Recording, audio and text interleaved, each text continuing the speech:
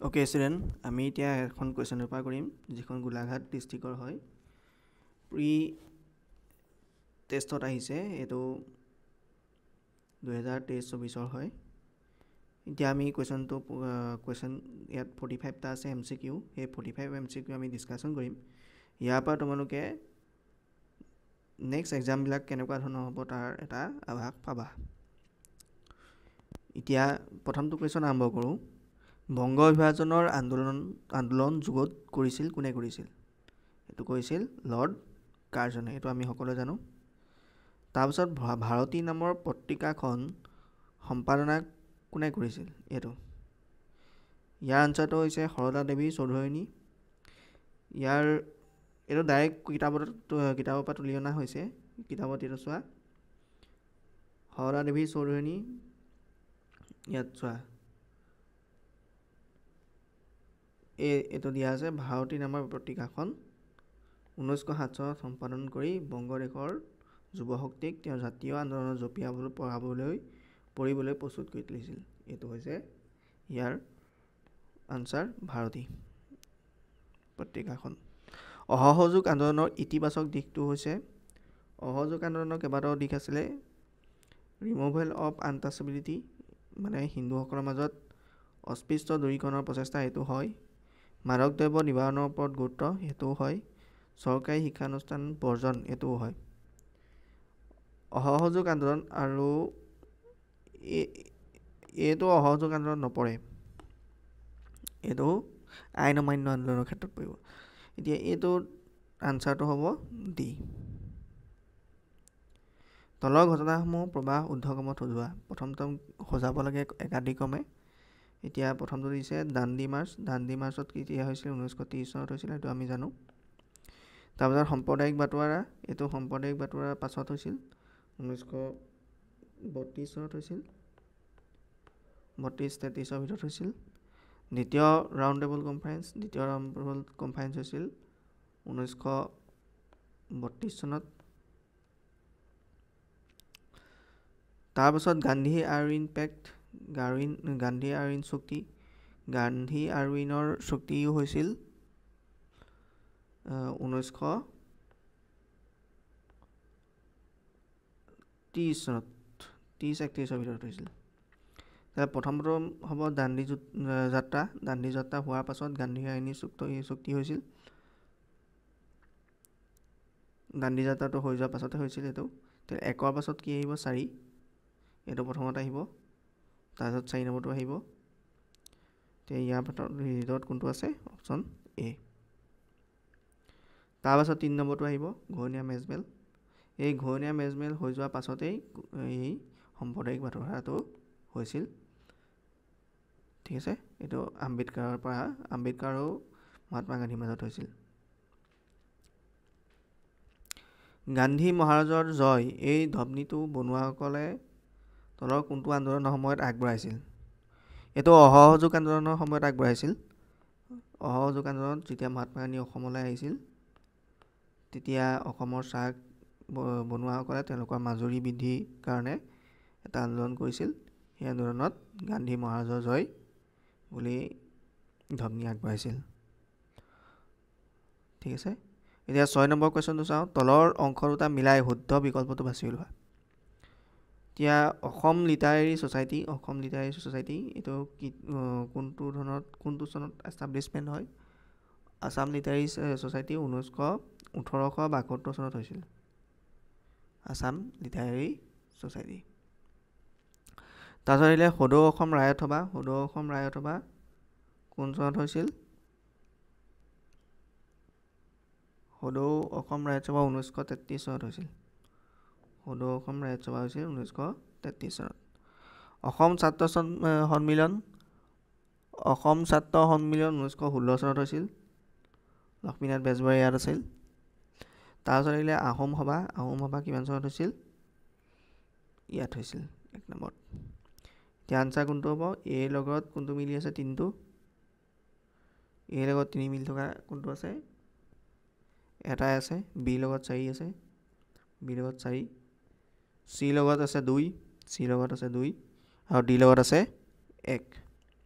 ঠিক আছে, এতিয়া এইখিনিতে চোৱা এতিয়া যদি আমাৰ কুৱেশ্যনবিলাক কি হয় আমি গোটেইকেইটা আনচাৰ নাজানিব পাৰোঁ নাজানিলেও আমি বাকী এটা বা দুটা আনচাৰ কৰি হ'লেও উলিয়াব পাৰিম ঠিক আছে 2022 চনত কেন্দ্ৰীয় চৰকাৰৰ মালিকীস্বত্বত থকা এয়াৰ ইণ্ডিয়াত মালিকীস্বত্বৰ টাটা গ্ৰুপলৈ হস্তান্তৰ কৰা হয় এই কাৰ্য মূলতঃ এইটো সাম্প্ৰতিক ঘটনা বা কাৰেণ্ট এফেয়াৰ্ছৰ ৰিলেটেড হয় যোনে নিউজ পেপাৰ ডেইলি পঢ়ি আছে বা নিউজ চাইছে তেওঁহে এই বিষয়টোৰ ওপৰত আনচাৰটো দিব পাৰিব এতিয়া এই বস্তুটো কি হয় টাটা তেওঁ এইটো বিষয়ে জানিছে চাগে যোনে নিউজ পেপাৰ চাইছে সেইটো নিউজত আছিলে এয়াৰ ইণ্ডিয়াটো ভাৰতে বিক্ৰী কৰিছে কাক দিয়া হৈছে টাটা গ্ৰুপক দিয়া হৈছে আৰু এই বস্তুটো ব্যক্তিগতকৰণ বুলি কোৱা হয় ব্যক্তিগতকৰণ মানে প্ৰাইভেট কৰি দিয়া বিক্ৰী দিয়া সম্পূৰ্ণৰূপে সেইটো হৈছে ব্যক্তিগতকৰণ ঠিক আছে 1926 চনত গুৱাহাটীৰ পৰা পাণ্ডুত জাতীয় কংগ্ৰেছৰ কিমানতম এইটো কিমান নম্বৰ অধিৱেশন আছে সেইটো দিছে এইটো জানো 41 নম্বৰ অধিৱেশন আছিল তেতিয়াহ'লে 41তম হ'ব তলৰ কোনজন ব্যক্তিয়ে অসমৰ চিপাহী বিদ্ৰোহত ঘোষণা কৰিছিল এতিয়া আমি জানিব লাগিব কোনজন কি হয় এই চিপাহী বিদ্ৰোহত আমাৰ মণিৰাম দেৱান আছিল এইজন মণিৰাম দেৱানৰ চিত্ৰ হয় বশ্যতামূলক মিত্ৰতা নীতি প্ৰৱৰ্তন কোনে কৰিছিল ছাবচিডি এলায়েন্স কোনে লৈছিল ছাবচিডি এলায়েন্স মানে এইটো লৈছিলে ৱেলেছলিয়ে লৰ্ড ৱেলেছলিয়ে ছাবচিডি এলায়েন্স লৈছিলে ছাবচিডি এলায়েন্সত কি হয় এই জেগাডোখৰীৰ পৰা ব্ৰিটিছে এই জেগাডোখৰীক ওচৰৰ পাজৰ জেগাবিলাক অধিকাৰ কৰি লয় আৰু ইয়াতে মিলিটাৰী ইকুইপমেণ্ট তেওঁলোকে ৰাখি থয় এই জেগাডোখৰী তেওঁ দাঁতিকাষৰীয়া জেগাবিলাক নিজৰ জেগালৈ লৈ আনে নিজৰ অধীনত্বলৈ লৈ আনে কিন্তু সম্পূৰ্ণৰূপে নানে ইয়াত ৰাজত্ব সেই ৰজাবিলাকেই কৰিব কিন্তু তাত সৈন্য সমান্ত তেওঁলোকে দিব এইটো কোনে কৰিছিল লৰ্ড ৱেলেছলিয়ে কৰিছিল 1951 চনৰ পৰা 2017 চনলৈ ৰূপায়ণ হোৱা মুঠ পঞ্চবাৰ্ষিক পৰিকল্পনা আৰু বাৰ্ষিক পৰিকল্পনাৰ সংখ্যাক্ৰমে পঞ্চবাৰ্ষিক পৰিকল্পনা আৰু বাৰ্ষিক পৰিকল্পনা পঞ্চবাৰ্ষিক পৰিকল্পনা 5 বছৰৰ মূৰে হয় 5 বছৰৰ মূৰে হয় বছৰৰ মূৰত হ'ব কিন্তু বাৰ্ষিক পৰিকল্পনা কিছুমান ক্ষেত্ৰত কেতিয়াবা কেনচেল হয় কিছুমান কাৰণত যেনে ইমাৰ্জেঞ্চি সময়তো কেনচেল হৈছিলে পঞ্চবাৰ্ষিক পৰিকল্পনাটো তেতিয়া বাৰ্ষিক পৰিকল্পনা কৰা হয় মানে বছৰি পৰিকল্পনা কৰা হয় এতিয়া কিমানখন বাৰ্ষিক পৰিকল্পনা 1951 চনৰ পৰা 1970 চনলৈ কিমানখন বাৰ্ষিক পৰিকল্পনা গ'ল আৰু কিমানখন পঞ্চবাৰ্ষিক গ'ল সেইটো কোনটোত কৰা হয় এইটোত হয় 12খন বাৰ্ষিক পৰিকল্পনা হ'ল আৰু 7খন 12খন পঞ্চবাৰ্ষিক হ'ল আৰু 7খন বাৰ্ষিক হ'ল ঠিক আছে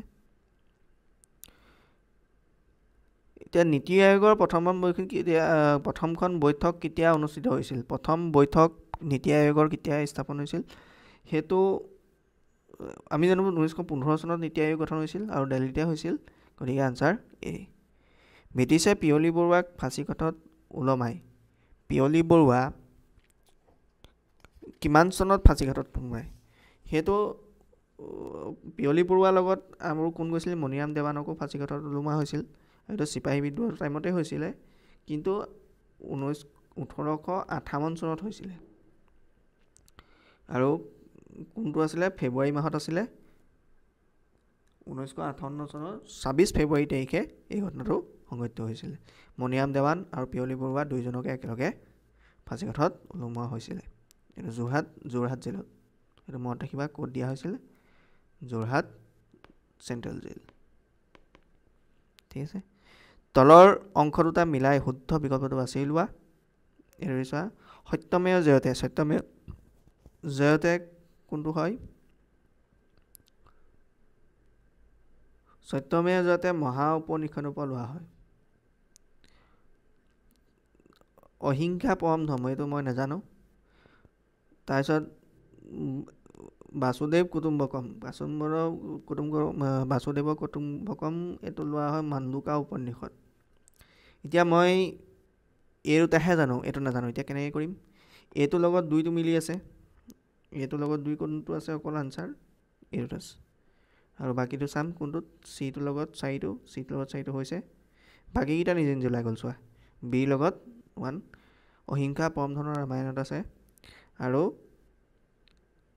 ডি লগত 3 ডি লগত কি আছে জননী জন্মভূমি স্বৰ্গদেৱী গৰীয়সী ডি লগত কোনটো আছে মহাভাৰতৰ পৰা লোৱা হৈছে বুলি কোৱা হৈছে এইটো আনসাৰ দিয়া আছে 15 নম্বৰটো চোৱা ফটোখনত দেখা নৃত্যবিদ চিনাক্ত কৰা ফটোখন বৰ ভালকে অহা নাই এই ইয়াত বাহ কিছুমান আছে নেকি এইটো একচুয়ালি চেৰাও নৃত্য বুলি কোৱা হয়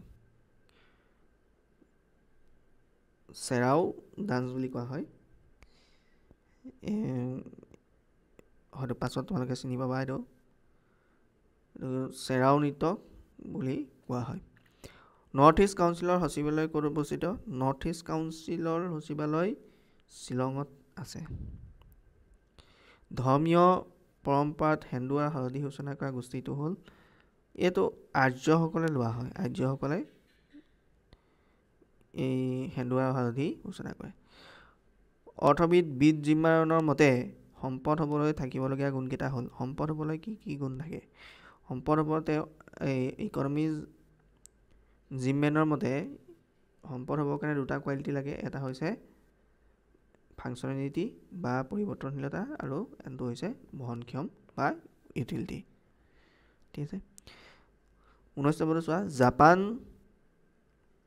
ছুইজাৰলেণ্ড টাইৱান আদিৰ দৰে দেশত প্ৰাকৃতিক সম্পদ তথা কেঁচা সামগ্ৰীৰ অভাৱ থকা সত্ত্বেও এই দেশবোৰ বিশ্বৰ অগ্ৰগণী আৰু সমৃদ্ধিশালী দেশ কাৰণ কি এতিয়া আমি জাপান ছুইজাৰলেণ্ড এই দেশবিলাকত প্ৰাকৃতিক সম্পদ বেছি নাই কিন্তু তথাপিতো এই দেশবিলাক বহুত ধনী বুলি ধৰা হয় ইয়াৰ কাৰণটো কি কি হ'ব পাৰে মানৱ সম্পদৰ দ্ৰুত বিকাশ হৈছে সেইটো হ'ব পাৰে মানৱ সৃষ্ট সম্পদ যথেষ্ট আছে এটো হ'ব পাৰে মানুহে সৃষ্টি কৰা যিবিলাক মেচিনাৰী ইকুইপমেন্ট সেইবিলাক আছে হ'ব পাৰে নৱীকৰণযুক্ত সম্পদ যথেষ্ট আছে নৱীকৰণো হ'ব পাৰে আৰু শিক্ষা প্ৰযুক্তিবিদ্যাৰ ক্ষেত্ৰত আগবঢ়া শিক্ষা ক্ষেত্ৰত আগবঢ়া হ'ব লাগিব তেতিয়াহে মানৱ সম্পদৰ উন্নতি হ'ব গতিকে ইয়াৰ ভিতৰত গোটেইকেইটাই শুদ্ধ বুলি কনচিডাৰ কৰা হ'ব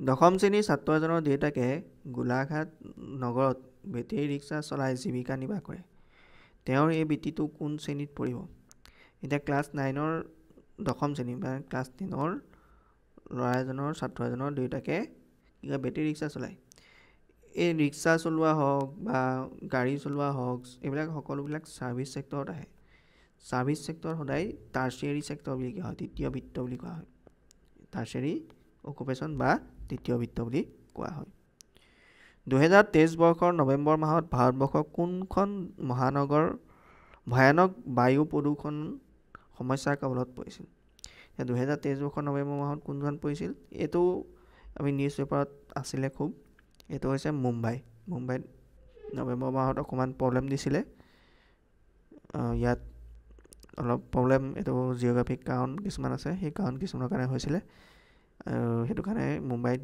বহুত ভয়ানক বায়ু প্ৰদূষণ এটা সৃষ্টি হৈছিলে ঠিক আছে তলৰ অংশ দুটা মিলোৱা আৰু শুদ্ধটো বাছি ওলোৱা নাইট্ৰজেন কিমান পাৰ্চেন্ট থাকিব এতিয়া বায়ুত নাইট্ৰজেন কিমান থাকিব 78% সকলোৱে জানো মানে এ টো কাৰ লগত হ'ব 4 লগত A4 গোটেইকেইটা আছে দেইছা তেলে এটো লৈ লাভ নাই তে অক্সিজেন কিমান থাকিব অক্সিজেন থাকিব 20% তেলে বি টো লগত কোনটো হ'ব 1 টো বি লগত 1 এটো আছে তেলে এটো আনসাৰ হ'ব বাকি সি আৰু ডি গিটা নাজানিলে হ'ব সি সোৱা কাৰ্বন ডাই অক্সাইড সি লগত 3টো আছে আৰু ডি আছে ডি লগত 2টো মিলি যাব এতিয়া দুটা ইয়াতো এটো মিলাবলগীয়া এটা কোৱেশ্চন এছিয়াৰ উচ্চতম ঠাই কি হয় এভাৰেষ্ট এটো সকলোৱে জানো এভাৰেষ্ট মাউন্ট এভাৰেষ্ট এছিয়াৰ ভিতৰত সবতকৈ ওখ কিমান উচ্চতা 8848 48 মিটাৰ ইউৰোপৰ উচ্চতম মই নেজানো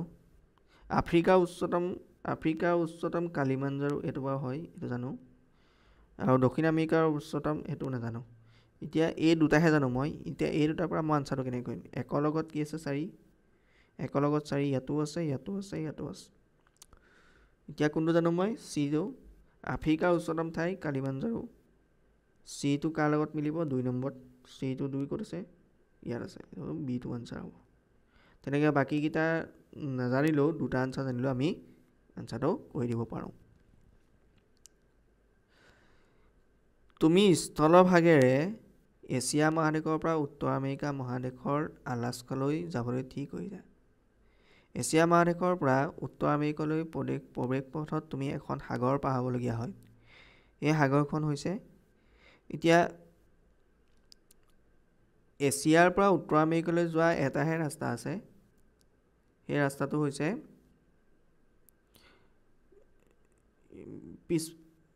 আলাস্কা হয় আলাস্কালৈ যাবৰ কাৰণে মানে এটাহে ৰাস্তা আছে সেই ৰাস্তাটো সদায় বেৰিং চি বুলি এখন সাগৰ আছে এই সাগৰখন পাৰ হ'ব লাগিব তেতিয়াহে এই ৰাস্তাটো পোৱা যাব এতিয়া সেই ৰাস্তাটো মেপখন এতিয়া মই সংযোগ কৰা নাই কিন্তু মেপত কি হয় এইখন উত্তৰ আমেৰিকা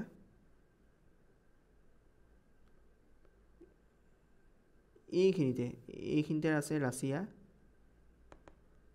ৰাছিয়াৰ এইফালে এইখন আছে হৈছে এছিয়া দেই উত্তৰ আমেৰিকা নহয় এইখন এছিয়া এনেকৈ এছিয়াখন আছে এনেকৈ আৰু এইখিনিতে আমেৰিকাখন গৈছে এনেকৈ গৈ মেলি এইখিনিতে আলাস্কা আছে এই আলাস্কাতে এনেকৈ অকণমান গেপ আছে এই গেপটো এইটো কি কয় বেৰিং চি যদি এছিয়াৰ পৰা আমেৰিকালৈ যাব লাগে নৰ্থ আমেৰিকালৈ তেতিয়াহ'লে এই বেৰিং চিটো ক্ৰছ কৰিলে আমি পাই যাম এই বেৰিং চিটো যদি আমি পাৰ হৈ যাওঁ তেতিয়াহ'লে আমি ডাইৰেক্ট নৰ্থ আমেৰিকা পাই যাম এতিয়া ইয়াত কোনটো হ'ব আনসাৰ বেৰিং চি সেৱাখণ্ড উদ্যোগৰ বাবে তলৰ কোনটো বিকল্প শুদ্ধ সেৱাখণ্ডত কোনখিনি পৰিব পৰ্যটন পৰিব পাৰে হোটেল পৰিব পাৰে ইয়াতে শুদ্ধ হ'ব বন পালন বা উদ্যোগ এইটো নপৰে কেতিয়াও উদ্যোগ সদায় দ্বিতীয় ভিত্তিত পৰিব চূণশিল উদ্যোগ এইবিলাক নপৰে তেল প্ৰাকৃতিক এইবিলাক চব দ্বিতীয় ভিত্তিত পৰিব জনসংখ্যা ভিত্তিত অসমৰ বৃহৎ জনজাতিটোৰ নাম হৈছে জনসংখ্যাৰ ভিত্তিত অসমৰ বৃহৎটো হৈছে বড়োৰ জনসংখ্যা চবতকৈ বেছি তাৰ পাছতে বাকীসকল আছে মিচিং কছাৰী কাৰ্বি এইসকল আছে তলৰ অংশ দুটা মিলাই শুদ্ধ বিকল্পটো বাছি ওলোৱা এতিয়া শুদ্ধটো বাছি ওলাবলৈ সংবিধানখনৰ প্ৰথম বৈঠক গঠন হৈছিল 9 ডিচেম্বৰ 1946 তেতিয়াহ'লে এইটোৰ লগত কোনটো হ'ব 2টো হ'ব 9 ডিচেম্বৰ 1946 সংবিধানৰ প্ৰথমটো বৈঠক হৈছিল তাৰ পাছত কোনটো হ'ব সংবিধানৰ খচৰা এইটোৰ লগত এইটো মই নাজানো যেনিবা দেই ভাৰতলৈ কেবিনেট মিছনৰ আগমন এইটোও মই নাজানো ভাৰতৰ সংবিধান বলবৎ কৰা হয় এইটো মই জানো 26 জানুৱাৰী 1950 ভাৰতৰ সংবিধানখন বলবৎ কৰা হয় তেতিয়াহ'লে আমি দুটাহে আনসাৰ জানো এইটোৰ লগত কোনটো হ'ব এইটো লগত 2টো এই লগত 2 ইয়াতো আছে তাৰপিছত আহিলে বিৰ লগতটো নাজানো চিৰ লগতো নাজানো কিন্তু ডিৰ লগত জানো ডিৰ লগত কোনটো আছে 3টো ডিৰ লগত 3 ইয়াত নাই কিন্তু ইয়াত আছে তেতিয়াহ'লে আনসাৰ এইটো বাকীকেইটা তেতিয়াহ'লে নিজে ওলাই গ'ল বিটো কি সংবিধানৰ খচৰা কমিটি গঠন বিৰ লগত 1 29 আগষ্ট 1947 আৰু চিৰ লগত ভাৰতলৈ কেবিনেট মিছনৰ আগমন চিৰ লগত আছে 4টো 1946 ঠিক আছে এতিয়া 28 নম্বৰটো চাওঁ তলৰ অংশ দুটা মিলাই শুদ্ধ বিকল্পটো বাছি ওলোৱা পাৰমাণৱিক অস্ত্ৰ পৰীক্ষা নিষিদ্ধকৰণ চুক্তি পাৰমাণৱিক অস্ত্ৰ নিষিদ্ধকৰণ কম্প্ৰেহেনচিভ টেষ্ট বেন ট্ৰিটি এইটো CTBT বুলিও কয় CTBT এইটো চুক্তি হৈছিলে 1996 হৈছিলে পাৰমাণৱিক পৰীক্ষা আৰু নকৰোঁ বুলি কৈছিলে কাৰণ পাৰমাণৱিক পৰীক্ষা হ'লে বহুতো ধৰণৰ প্ৰব্লেম হয়, প্ৰব্লেম মানে কি প্ৰাকৃতিক দুৰ্যোগ মানে প্ৰাকৃতিক পৰিৱেশৰ বিনষ্ট হয়, সেইকাৰণে এই টেষ্টটো বেন কৰিম বুলি কৈছিলে আৰু সেই বেন কৰা হৈছিলে 1996 চনত। ঠিক আছে। Outer space treaty, outer space ট্ৰিটিটো হৈছিলে আউটাৰ স্পেচত মানে চন্দ্ৰলৈ যোৱা এনেকুৱাবিলাকৰ ঘটনা, এইটো এনেকুৱা ট্ৰিটিটো হৈছিলে 1967ত। 1967ত আউটাৰ স্পেচ ট্ৰিটিটো হৈছিলে। তাৰপাছত আহিলে, এতিয়া আনচাৰটো ওলাই গ'ল চাগে, এৰ লগত 3টো, এৰ লগত 3 আছে। এতিয়া বিৰ লগত কোনটো, বিৰ লগত 1টো, এই 2টা আছে। তেতিয়াহ'লে আৰু এটা চাব লাগিব আমি, এইটো অকণ বেলেগ দিয়ে দিলে। পাৰমাণৱিক অস্ত্ৰ সংকোচন চুক্তি, নিউক্লিয়াৰ নন পলিফাৰেণ্ট ট্ৰিটি। এতিয়া এইটো নাজানো যেনিবা মই। তাৰপিছত থাকিলে সমুদ্ৰতলী নিয়ন্ত্ৰণ চুক্তি, সমুদ্ৰতলী নিয়ন্ত্ৰণ চুক্তিটো হ'ব 1971 চনত। ইয়াত হৈছিলে 1900। এতিয়া কোনটো শুদ্ধ হ'ব? আনচাৰ বিটো। বাকীটো পাৰমাণৱিক অস্ত্ৰ সংকোচন, এইটো কোনে কৈছিলে? 1968।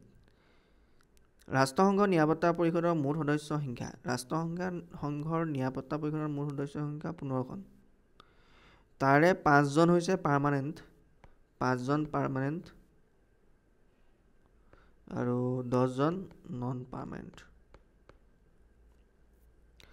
ৰাষ্ট্ৰসংঘ প্ৰতিষ্ঠাৰ সিদ্ধান্ত লোৱা হৈছিল, ৰাষ্ট্ৰসংঘ প্ৰতিষ্ঠাৰ কিহত সিদ্ধান্ত লোৱা হৈছিল? এইটো সিদ্ধান্ত লোৱা হৈছিল ছেন ফ্ৰান্সিস্কোত কনফাৰেন্সত। তো হ'ব এইটো। ৰাষ্ট্ৰসংঘৰ প্ৰথম সচিবালয়জন কোন আছিল? ৰাষ্ট্ৰসংঘৰ প্ৰথম সচিবালয় লি আছিল এজন। 31ৰ বিটো। ধৰি লোৱা হ'ল তোমালোকৰ ওচৰত এটা ছাগলী আছে, তোমাক ধনৰ প্ৰয়োজন হৈছে, কিন্তু তোমাৰ বন্ধুৰ ওচৰত ধন আছে, কিন্তু ছাগলী বিচৰা নাই, মাত্ৰ মাছহে বিচাৰিছে। এতিয়া ধনটো আছে, কিন্তু বন্ধুৰ ওচৰত ধান আছে, কিন্তু তেওঁ ছাগলী বিচৰা নাই, মাছ আছে, মানে বিনিময় কৰিব পৰা নাই। তোমাৰ ওচৰত ছাগলী আছে, তোমাক ধানৰ প্ৰয়োজন হৈছে, তেতিয়াহ'লে কিন্তু তোমাৰ বন্ধুৰ ওচৰত ধান আছে, কিন্তু তোমাৰ ওচৰত তেওঁ ছাগলী বিচৰা নাই, মানে এনেকুৱা মিছমেচ হৈছে। বিনিময় এই অসুবিধাটো কি বুলি কোৱা হয়? বিনিময় পদ্ধতিত এইটো অসুবিধাটো হয়েই। আৰু এনেকুৱা অসুবিধা কি বুলি কোৱা হয়? সংহতিবিহীন অভাৱ, হিচাপ নিকাচৰ উমৈহতীয়া একক অভাৱ, এইটোতো নহয়। বিভাজনৰ অসুবিধা, বিভাজনটো হোৱাই নাই, সলনি হৈছে। মূল্য ভাণ্ডাৰ, এইটোতো হোৱাই নাই। তেতিয়া কোনটো হ'ব আনচাৰটো? সংহতিবিহীন, lack of double consideration of ones, মানে সংহতিবিহীন অভাৱ। মোৰ যিটো অভাৱ হৈছে, সেই অভাৱটো মই পূৰণ কৰিব পৰা নাই। চেক মুদ্ৰা হ'ব। চেক মুদ্ৰাটো কি হয়? চেক মুদ্ৰা লিগেল টেণ্ডাৰ হয় নেকি? নাই, নহয়, এইটো লিগেল নহয়। এইটো যদি তুমি চেকটো যদি ক'ৰবাত দি দিয়া, ই নচলে। যেতিয়ালৈকে তুমি কোনোবাই নলওঁ বুলি ক'লেও নল'ব পাৰে। ইয়াত কোনো RBI গভৰ্ণৰৰ চাইন নাথাকে। ঠিক আছে। অবিহিত মুদ্ৰা, এইটো হ'ব পাৰে, নন লিগেল হয়, লিগেল নহয়, নন লিগেল। মান মুদ্ৰা, এইটো নহয়, ষ্টেণ্ডাৰ্ড মানিটো নহয়, কলা মুদ্ৰা, এইটো নহয়। স্থাপনৰ চনৰহি ঊৰ্ধ্বক্ৰমত লিখা, ঊৰ্ধ্বক্ৰমত আমি লিখিব লাগে, মানে সৰুৰ পৰা ডাঙৰলৈ। এতিয়া ভাৰতীয় ৰিজাৰ্ভ বেংক কেতিয়া হৈছিলে? এইটো আমি 19 জানুৱাৰী 1935 চনত। গুৱাহাটী বেংক কেতিয়া হৈছিলে প্ৰতিষ্ঠা? 1926 চনত হৈছিলে। তাৰপাছত হৈছে বেংক অফ হিন্দুস্তান, কিমান চনত হৈছে? 1770 চনত। আৰু ভাৰতীয় ঔদ্যোগিক বেংক হৈছিলে 1964। এতিয়া কোনটো হ'ব চবতকৈ আগত? Bank of Hindustan. Bank of Hindustan ইয়াতো আছে, ইয়াতো আছে। তাৰপাছত কোনটো হৈছিলে? গুৱাহাটী বেংক। তাৰপাছত হৈছে গুৱাহাটী বেংক। এতিয়ালৈ এইটো নম্বৰ আনচাৰ শুদ্ধ। ঠিক আছে। এতিয়া 35 নম্বৰটো আহোঁ। এজন ৰাজনীতিবিদৰ মতে বিনিময়ৰ মাধ্যম হিচাপে সাধাৰণ গ্ৰহণযোগ্য থকা আৰু লগতে সামগ্ৰিক মূল্যৰ মাপকাঠি আৰু মূল্য ভাণ্ডাৰ হিচাপে কাৰ্য সম্পাদন কৰা যিকোনো সামগ্ৰী হৈছে মুদ্ৰা। এইটো কথা একচুৱেলি কৈছিলে কোনে? এইটো কোনে কৈছিলে সেইটো আমি চাওঁ। এইটো কৈছিলে জয়ফ্ৰী ক্ৰাউথাৰ এওঁ কৈছিলে। ভাৰতৰ এটা বিত্তীয় বছৰ বুলি জনা যায়। এইটো বিষয়ে এইটো জানিব লাগে, কাৰণ আমি জানোৱেই যেতিয়া মাৰ্চ এণ্ডিং কথাটো শুনিয়ে থাকোঁ। গতিকে এইটো কোনটো হ'ব? চিটো হ'ব। আমাৰ মাৰ্চলৈকে 31 মাৰ্চৰ পৰা 1 এপ্ৰিললৈকে এই গোটেই বস্তুটো আমাৰ হিচাপ নিকাচটো কৰা হয় ভাৰতত। ঠিক আছে, এতিয়া নেক্সট 37 পেটাৰ্ণটো চাওঁ। অসম কৃষি বিশ্ববিদ্যালয় উত্তৰ পূব ভাৰতৰ বৃত্তিমুখী বিশ্ববিদ্যালয় হয়। প্ৰথমটো প্ৰথম হয় এখন দেই। অসমৰ কৃষি বিশ্ববিদ্যালয়ৰ এটা উদ্দেশ্য হ'ল প্ৰযুক্তিবিদ্যাৰ উন্নতি তথা ইয়াৰ ৰাজহুৱা প্ৰচাৰ কৰা। হয়, সেইটোও হয়। তেতিয়াহ'লে কোনটো হ'ব আনচাৰ ইয়াৰ? অপশ্যন এ শুদ্ধ আৰু অপশ্যন 2 দুয়োটাই শুদ্ধ। অপশ্যন এ আৰু বি দুয়োটাই শুদ্ধ। মৰুকৰণৰ বাবেই গোলকীয় উত্তাপৰ বৃদ্ধি হৈছে। গোলকীয় উত্তাপৰ বৃদ্ধিৰ বাবেই মৰুকৰণৰ সমস্যা হৈছে।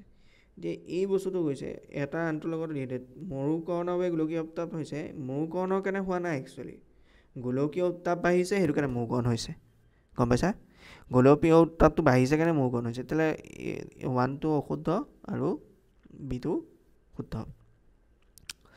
1935 চনত ভাৰত চৰকাৰৰ আইনখনে সীমিত ৰূপত পৰাধীন ভাৰতবৰ্ষক সংসদীয় চৰকাৰ পদ্ধতি আৰম্ভ কৰিছিল। হয়, এতিয়া পাৰ্লিয়ামেণ্টাৰী ছিষ্টেম, পাৰ্লিয়ামেণ্টাৰী গভৰ্ণমেণ্ট প্ৰথম 1935 চনতেই হৈছিলে। এইটো শুদ্ধ। কেৱল লোকসভা ৰাজ্যসভা ভাৰতবৰ্ষৰ সংসদৰ অবিচ্ছেদ্য অংগ। এইটো নহয়, লোকসভা ৰাজ্যসভা আৰু লগতে হৈছে প্ৰেছিডেণ্ট বা ৰাষ্ট্ৰপতি, এই তিনিজন লগ লাগিহে কি হৈছে? সংসদ হৈছে, পাৰ্লিয়ামেণ্ট হৈছে। এইটো পাৰ্লিয়ামেণ্টৰ গঠন হৈছে। গতিকে ৰাষ্ট্ৰপতিয়ে যেতিয়ালৈকে এচেণ্ট নকৰে কিবা এটা এখন আইন, তেতিয়ালৈকে এখন আইনত পৰিণত নহয়। কিবা এখন বিল যদি ৰাষ্ট্ৰপতিয়ে অনুমোদন নিদিয়ে তেতিয়ালৈকে সেইখন আইনত পৰিণত নহয়। এতিয়া হৈছে মুছলিম লীগৰ প্ৰতিষ্ঠাৰ প্ৰধান লক্ষ্য আৰু উদ্দেশ্য কি? ব্ৰিটিছ চৰকাৰৰ বিৰুদ্ধে মুছলমানক ৰাইজক একত্ৰিত কৰা। এইটোতো নহয়, গম পাইছা? ব্ৰিটিছ চৰকাৰক মুছলমান ৰাইজৰ ৰাজনৈতিক অধিকাৰ আৰু স্বাৰ্থৰ প্ৰতি সদায় সচেতন ৰখা। ব্ৰিটিছ চৰকাৰত মুছলমান ৰাইজৰ ৰাজনৈতিক অধিকাৰ, ব্ৰিটিছ চৰকাৰে মুছলমান ৰাইজৰ প্ৰতি একো অধিকাৰ কৰা নাছিলে, একো স্বাৰ্থৰ প্ৰতি লক্ষ্য একো ৰখা নাছিলে, সচেতন একো হোৱা নাছিলে। ব্ৰিটিছে মুছলিম লীগ গঠন কৰাৰ মেইন কাৰণটো হৈছে ভাৰতবৰ্ষক দুটা পাৰ্টত ভাগ কৰি দিয়া, হিন্দু আৰু মুছলিম। হিন্দু আৰু মুছলিম দুটা পাৰ্টত ভাগ কৰা আৰু ৰুল কৰা আৰু শাসন কৰা। এতিয়া মানে এইটো কয় ডিভাইড এণ্ড ৰুল। ডিভাইড কৰিব লাগে আৰু ৰুল কৰিব লাগে। এইটো পলিচি লৈছিলে ব্ৰিটিছে, হিন্দু আৰু মুছলমানক দুটা পাৰ্টত ভাগ কৰি দিয়া আৰু শাসন চলাই যোৱা। কেন্দ্ৰীয় বেংকে সঞ্চয় গ্ৰহণ কৰে। কেন্দ্ৰীয় বেংকে সঞ্চয় কেতিয়াও গ্ৰহণ নকৰে। চেণ্ট্ৰেল বেংকে সঞ্চয় কেতিয়াও গ্ৰহণ নকৰে। কেন্দ্ৰীয় বেংকে বেংকসমূহৰ বাবে পৰিশোধ বেংকৰ কাম কৰে। হয়, কৰে। Central bank function as the clearing house of members of banks. হয়, কৰে এইটো। তাহলে কোনটো হ'ব আনচাৰ? 1টো অশুদ্ধ, কিন্তু 2টো শুদ্ধ। এতিয়া 42টো চাওঁ। পৃথিৱীৰ সকলো ঠাইতে, এতিয়া এইটোত কি হয়, উক্তিটো দিয়া আছে আৰু কাৰণটো দিয়া আছে। এই উক্তিটোৰ কাৰণে এই কাৰণটো হয় নহয় সুধিব লাগে। উক্তিটো যিটো দিয়া আছে কাৰণটো এইটো হয় নহয় সেইটো হ'ব লাগে, মানে সেইটো আনচাৰ দিব লাগে। যদি হয় হয়, যদি নহয় নহয়। পৃথিৱীৰ সকলো ঠাইতে জনসংখ্যা বিতৰণ আৰু মানুহৰ জীৱন ধাৰণৰ প্ৰণালী একেই নহয়। হয়, বেলেগ বেলেগ। আমাৰ ইয়াতে বেলেগ, অসমৰ বেলেগ বেলেগ জেগাত বেলেগ। অসমৰ পাহাৰীয়া অঞ্চলত বেলেগ পদ্ধতি প্ৰণালী জীৱন ধৰণৰ, আৰু ভৈয়াম অঞ্চলৰ জীৱন প্ৰণালীটো বহুত ধৰণৰ বেলেগ। পৃথিৱীৰ ভূ প্ৰকৃতি, জলবায়ু, মাটি বৈশিষ্ট্যসমূহ বেলেগ বেলেগ। সেইটো কাৰণেই হয়, ভূ প্ৰকৃতি অঞ্চলৰ বেলেগ বেলেগ। এতিয়া পাহাৰীয়া অঞ্চলত বেছি সংখ্যক মানুহে বইল খায়, তাত মিঠাতেল বা তেনেকুৱা ধৰণৰ পোৱা নাযায়। গতিকে সেই বস্তুৰ বিষয়ে সেইটো জানিব লাগে। তেতিয়াহ'লে এই কাৰণে বি শুদ্ধ হয়নে? বোলে হয়, ঠিক আছে। তাৰপিছত আহিলে অসমৰ মানৱ সম্পদ আগবঢ়োৱা যথেষ্ট সম্ভাৱনা আছে। অসম মানৱ সম্পদত আগবঢ়োৱা যথেষ্ট সম্ভাৱনা আছে, হয় আছে। অসমৰ মুঠ জনসংখ্যাৰ 1/3তকৈ বেছি অধিক লোক 15 বছৰৰ পৰা 34 বছৰ বয়সৰ যুৱ প্ৰজন্মই প্ৰতিনিধিত্ব কৰিছে, হয়। এইটো হয় কাৰণেও এইটো হয়, তেতিয়াহ'লে এইটো আনচাৰটো কি হ'ব? এ আৰু আৰ উভয়ে শুদ্ধ, কিন্তু আৰ হৈছে এৰ শুদ্ধ বিৱৰণী, হয়। তাৰপিছত আহিলে উক্তি এ, ৰাষ্ট্ৰসংঘৰ চনদৰ 23 অনুচ্ছেদ সংশোধন অনুসৰি ভাৰতবৰ্ষক নিৰাপত্তা পৰিষদৰ স্থায়ী সদস্য ৰাষ্ট্ৰৰ মৰ্যাদা দিব লাগে, হয় দিব লাগে। আৰু কাৰণটো কি দিছে?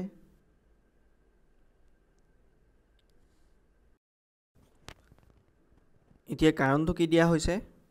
কাৰণটো দিছে জনসংখ্যাৰ ওপৰত ভিত্তি কৰি ভাৰতবৰ্ষৰ বিশ্বৰ বৃহত্তম গণতান্ত্ৰিক ৰাষ্ট্ৰ। এইটোতো হয়, কাৰণ ভাৰত এতিয়া বিশ্বৰ ভিতৰত চবতকৈ ডাঙৰ গণতন্ত্ৰ ৰাষ্ট্ৰ হয়। চাইনাকতো পাছ পেলাইছে, চাইনাটো গণতন্ত্ৰ নহয়, কিন্তু ভাৰত এখন গণতন্ত্ৰ ৰাষ্ট্ৰ হয়। গতিকে ভাৰতক ৰাষ্ট্ৰসংঘৰ স্থায়ী সদস্যৰ মৰ্যাদা দিব লাগে, এইটো ইয়াৰ কাৰণ। গতিকে কাৰণটো হয় শুদ্ধ, উক্তিটো শুদ্ধ আৰু কাৰণটো শুদ্ধ। এতিয়া 45 নম্বৰটো চাওঁ। অৰ্থনৈতিক বিকাশ হ'লেই অৰ্থনৈতিক উন্নয়ন হৈছে বুলি ক'ব নোৱাৰি, কিন্তু অৰ্থনৈতিক উন্নয়ন হ'ব লাগিলে অৰ্থনৈতিক বিকাশ হ'ব লাগিব। অৰ্থনৈতিক বিকাশ হ'লেই অৰ্থনৈতিক উন্নয়ন হৈছে বুলি ক'ব নোৱাৰি। অৰ্থনৈতিক বিকাশ মানে কি? কাৰোবাৰ ইনকম বেছি হৈছে বা প্ৰফিট হৈছে, এইটো হ'লেই যে অৰ্থনৈতিক বিকাশ মানে বস্তুটো ভাষ্ট। অৰ্থনৈতিক বিকাশ হ'লে অৰ্থনৈতিক উন্নয়নটো বেলেগ বস্তু। উন্নয়ন বুলি কোৱা মাত্ৰকে চব ফালৰ পৰা আগবাঢ়িব লাগিব, যেনেকৈ হেল্থৰ পৰা আৰম্ভ কৰি, স্বাস্থ্যৰ পৰা আৰম্ভ কৰি, লিভিং ষ্টেণ্ডাৰ্ড, মানুহৰ কেনেকৈ বাস কৰিছে জীৱন প্ৰণালী, সেইটোৰ ওপৰতো ডিপেণ্ড কৰে। অকল পইচা ইনকম মানুহে কৰিব পাৰিলেই যে সকলো হ'ব সেইটো নহয়। কাৰোবাৰ স্বাস্থ্য উন্নতিও হ'ব লাগিব, চব ফালৰ পৰা উন্নতি হ'ব লাগিব। গতিকে উক্তিটো শুদ্ধ। অৰ্থনৈতিক উন্নয়ন অৰ্থনৈতিক বিকাশৰ মাত্ৰ এটা অংশহে, উল্টাকৈ গৈছে কথাটো। অৰ্থনৈতিক উন্নয়নটো ডাঙৰ। অৰ্থনৈতিক উন্নয়ন মানে চব পইচাও হ'ব লাগিব, হেৰিও হ'ব লাগিব, পইচাও থাকিব লাগিব আৰু স্বাস্থ্য বা সুবিধা, চৰকাৰী গভৰ্ণমেণ্টৰ সুবিধা, এইবিলাক বহুত কিছুমান সুবিধা আছে, এই সুবিধাবিলাকো পাব লাগিব। শিক্ষা দীক্ষা এইবিলাকৰ ক্ষেত্ৰত মানে চব ফালৰ পৰা উন্নয়ন হ'ব লাগিব, তেতিয়াহ'লে অৰ্থনৈতিক উন্নয়ন। আৰু অৰ্থনৈতিক বিকাশ মানে সৰু কথা এটা। অৰ্থনৈতিক বিকাশ মানে অকল পইচা বাঢ়ি যোৱাটো নহয়, অকল প্ৰফিট হোৱাটো নহয়, বা মানুহৰ ওচৰত পইচা থকাটো নহয়। মানুহে শিক্ষা দীক্ষা আৰু জীৱন প্ৰণালী সকলো ক্ষেত্ৰতেই আগবাঢ়ি যাব লাগিব। বস্তুটো উল্টাকৈ ক'লে তেতিয়াহ'লে এইটো ইয়াৰ শুদ্ধ নহয়। ঠিক আছে, থেংক ইউ। ইয়াৰ পাছত আছে 46খিনি। 46ৰ পাৰ্ট বিৰ দীঘল প্ৰশ্ন আছে, এই দীঘল প্ৰশ্নবিলাক নিজে কৰিবা। MCQখিনি অকণমান বেলেগ, আজিকালি অকণ টাইপটো বেলেগ হৈছে। আৰু এনেকৈ মই নেক্সট প্ৰি ফাইনেল টেষ্ট কিছুমান আছে, টেষ্ট পেপাৰ, সেইবিলাক মই প্ৰতিখনেই MCQবিলাক মই কৰি যাম, তোমালোকে চাবা আৰু চেনেলটো ছাবস্ক্ৰাইব কৰিবা। Thank U.